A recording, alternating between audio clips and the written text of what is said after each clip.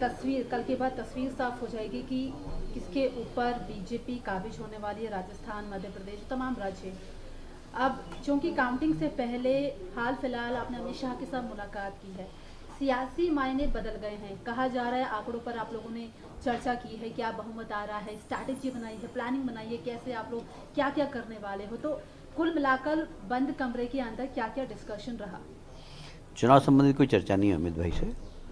विकसित विकसित भारत संकल्प यात्रा के बारे में चर्चा हुई है और इसलिए उस चर्चा का कोई बताने लायक नहीं है आपको कि हम क्या बताएं आपको।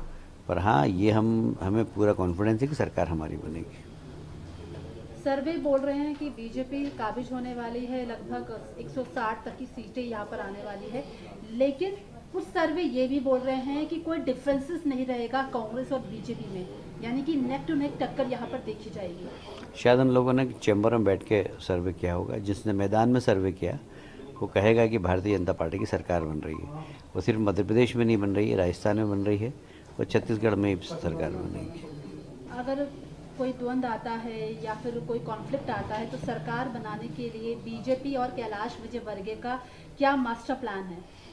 कोई मास्टर प्लान नहीं, हमारा बहुमत आ रहा है और हम बहुमत के आधार पर सरकार, हमारा मुख्यमंत्री शपथ लेगा। क्योंकि पिछली बार ये सीट की बात करें तो शायद 55 तक सीटें यहाँ पर थी।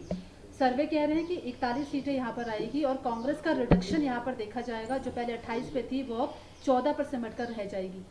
कांग्रेस पूरे प्रदेश में अपना बहुमत खो चुकी है और मुझे लगता है कि 75 सीट कांग्रेस अगर क्रॉस कर गई तो मुझे आश्चर्य होगा। राहुल गांधी और तमाम कांग्रेस ये क्लेम कर रहे हैं कि जो मध्य प्रदेश है ये करप्शन सिटी है, भ्रष्टाचार की राजधानी है। ये परिणाम बता देंगे कि विकास वाली मध्य प्रदेश राजधानी है या भ्रष्टाचार वाली है। हमने विकास किया है और जनता इसीलिए हमको प्यार करे और फिर से हमको सरकार में इसीलिए ला रही है। कांग्रेस को ये डाउट है कि आप से छेड़छाड़, काउंटिंग में कोई गड़बड़ी कर सकते हैं। उन्होंने एक्स्ट्रा फोर्सेस लगवाने की बात की है कल के लिए। इसका मतलब है कि कांग्रेस ने हार मान ली है। जब भी कांग्रेस हारती है तो वह आरोप बेचारे ईवीएम पर ही लगाती है और इसका मतलब है कि वो कांग्रेस चुनाव हार चुकी है और कोई बचता नहीं, बेचारा ईवीएम ही बचता है तो उसको गाली देंगे वो। ये नहीं कि कांग्रेस अपने बारे में आत्मविश्लेषण करे कि उनका नेता कौन है, उनकी नीति क्या है।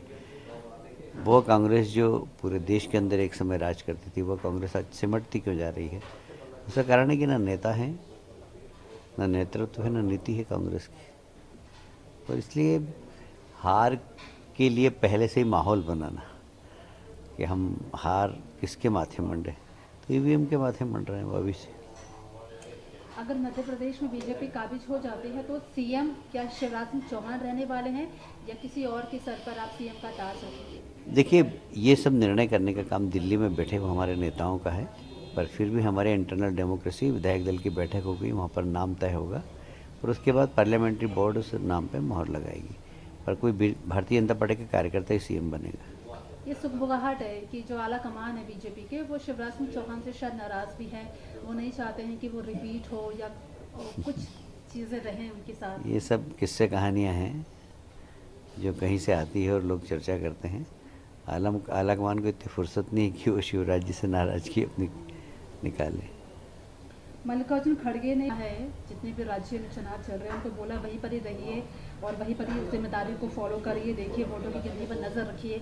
मतलब वो इतने अफ्रेड है कि वो अपने तमाम नेताओं को भी बोल रहे हैं कि नज़र रखिए बीजेपी पर कि कहाँ काउंटिंग कैसे होगी। ये सब हारने के बहाने ढूंढ रहे हैं लोग और जब हार जाएगी कांग्रेस उसके बाद ईवीएम पे आरोप लगाएगी, प्रशासन पे आरोप लगाएगी, चुनाव आयोग पे आरोप लगाएगी।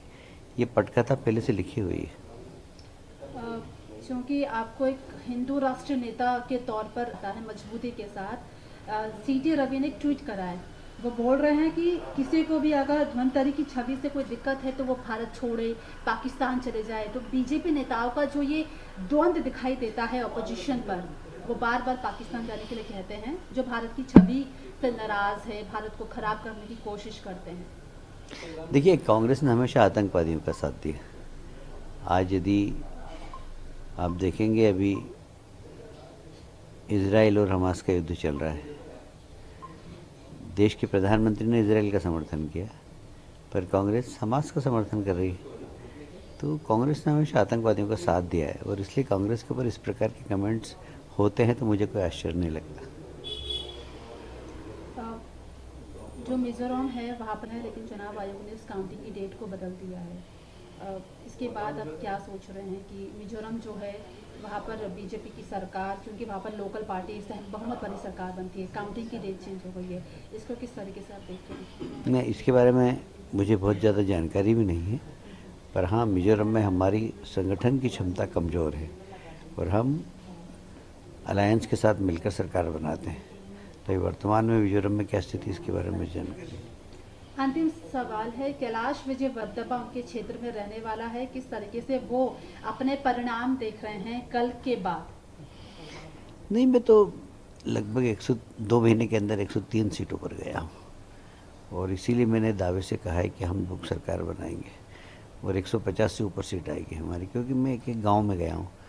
तो ये सर्वे वाले 1000 सैंपल करते हैं, 1500 सैंपल करते हैं और चैम्बर में बैठ के फ़ोन से सैंपल कर लेते हैं। हमने तो मैदान में गए, हम 103 सीटों पर हमने देखा है सब कुछ। माहौल भारतीय जनता पार्टी का है, मोदी जी का है। मोदी जी के नेतृत्व पर लोगों को बहुत विश्वास है। मोदी जी की गरीब कल्याण की योजनाएं और शिवराज जी की गरीब कल्याण की योजनाओं से लोगों को बहुत फ़ायदा हुआ है, लोगों का जीवन बदला है और इसलिए लोग भारतीय जनता पार्टी को ही वोट देंगे। एक अंतिम सवाल है, क्योंकि कल परिणाम साफ हो जाएंगे, राहुल गांधी को कुछ कहना चाहते हैं, क्योंकि उन्होंने लगातार बोला है कि बीजेपी भ्रष्ट है, करप्शन सिटी है, तो अंतिम कुछ आप उन्हें कहना चाहते हैं? नहीं, मैं राहुल जी से इतना ही कहना चाहता हूँ कि बोलने के पहले सोचा करें और जानकारी लेकर बोला करें, तो आपकी प्रतिष्ठा बढ़ेगी, कांग्रेस की प्रतिष्ठा भी बढ़ेगी। वो कब क्या बोलते हैं किसी को पता नहीं। और अभी उन्होंने कहा कि कांग्रेस राजस्थान में सरकार जा रही है, छत्तीसगढ़ में सरकार जा रही है, उसके बाद फिर ध्यान आया उनको कि आई एम सॉरी मैं उल्टा बोल गया। तो वो राजनीति को सीरियस लेते ही नहीं और जनता भी उनको सीरियस नहीं लेती। 5 राज्यों में से कितने राज्यों में भाजपा सरकार बनाने वाली है? 3 राज्यों में तो हम 100% जीतेंगे। कौन कौन से राज्य? मध्य प्रदेश, छत्तीसगढ़, राजस्थान। यानी कि तेलंगाना में आप स्वीकार कर रहे हैं कि बीजेपी हारने वाली है? नहीं, ऐसा नहीं है, वहाँ हम अच्छे से लड़ रहे हैं, पर हमारा संगठन थोड़ा सा कमज़ोर है। मैं स्वीकार नहीं कर रहा हूँ, पर वहाँ हमारा संगठन थोड़ा सा कमज़ोर है। साउथ हमने बहुत अच्छे, हमारे कार्यकर्ताओं ने बड़ी मेहनत की वहाँ पर, हमारे नेताओं ने बहुत मेहनत की। इसलिए मिजोरम का परिणाम क्या होगा ये मुझे नहीं मालूम। मुझे तो लगता है कि हंग गवर्नमेंट बनेगी वहाँ पर, हमारी भूमिका बड़ी महत्वपूर्ण रहेगी उसमें।